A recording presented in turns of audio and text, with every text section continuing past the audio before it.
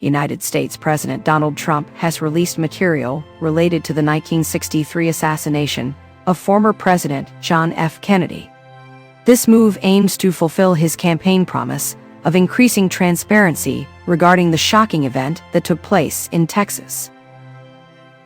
On Tuesday evening, an initial batch of electronic copies of documents was made available on the National Archives website. A total of more than 80,000 documents are expected to be published after Justice Department lawyers meticulously reviewed them. These digital documents, including PDFs of previously classified memos, provide insight into the climate of fear at the time, particularly concerning U.S. relations with the Soviet Union shortly after the Cuban Missile Crisis of 1962, which nearly led to nuclear war. The release is likely to captivate those who have long been fascinated by this dramatic period in history, the assassination itself, and Kennedy as an individual.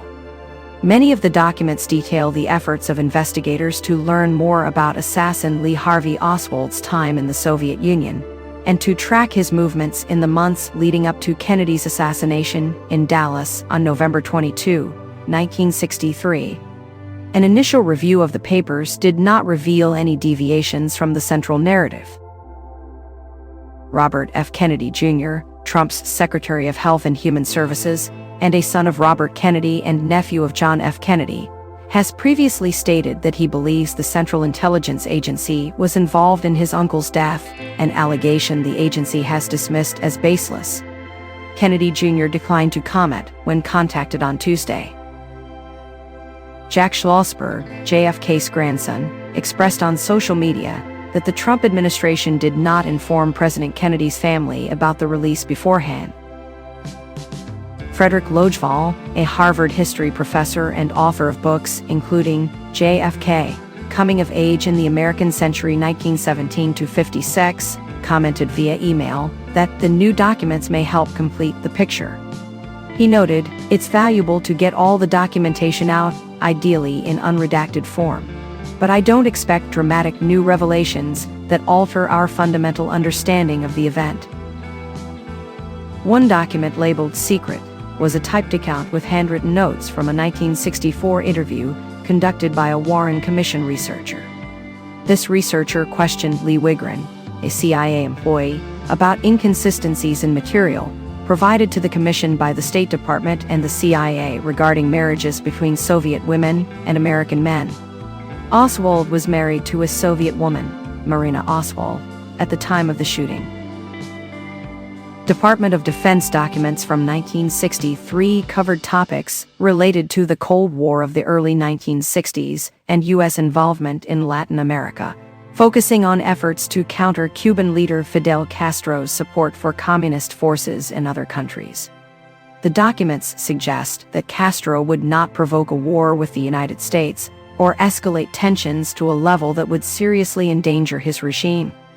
Instead, it seemed more likely that Castro might intensify his support for subversive forces in Latin America. A document from January 1962 reveals details of a top-secret project called Operation Mongoose, or simply the Cuban Project, which was a CIA-led campaign of covert operations and sabotage against Cuba. This project, authorized by Kennedy in 1961, aimed at removing the Castro regime. Shortly after taking office in January, Trump signed an order related to releasing these documents. This prompted the Federal Bureau of Investigation to locate thousands of new documents related to Kennedy's assassination in Dallas.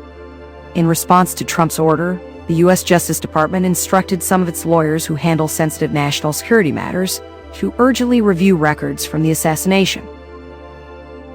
Director of National Intelligence Tulsi Gabbard stated on social media that President Trump is ushering in a new era of maximum transparency. Alice L. George, a historian whose works include The Assassination of John F. Kennedy, noted that Americans' curiosity about assassinations and questions about government transparency contribute to a belief that important evidence might be hidden in these files. However, she expressed skepticism that government records would resolve lingering questions.